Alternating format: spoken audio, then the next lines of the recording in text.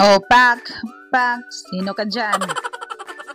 Sa kadakan sa batunan kada adlaw nangita lang gyud og skincare nga minimal lang. Og kaya sad sa budget kanang ma-afford nato nga ma-maintain ba.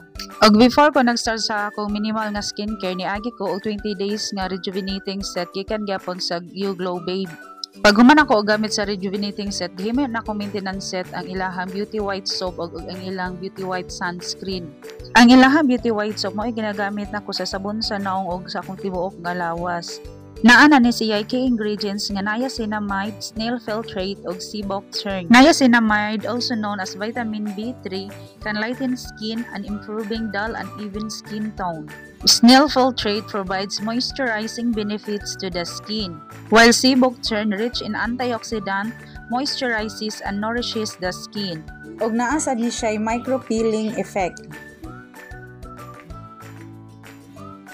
Pag human ako og kaligo, kanina sang beauty white sunscreen ang akong ginabutang. Naa na siya SPF 50 PA+++.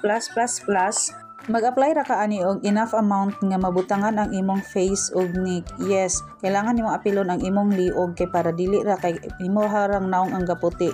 Ang atong goal ani nga apilon og butang og sunscreen ang liog kay para dili ra sila maglayo ang skin tone sa liog ug sa naong. Kung pareha mo na ako nga gusto lang og minimal nga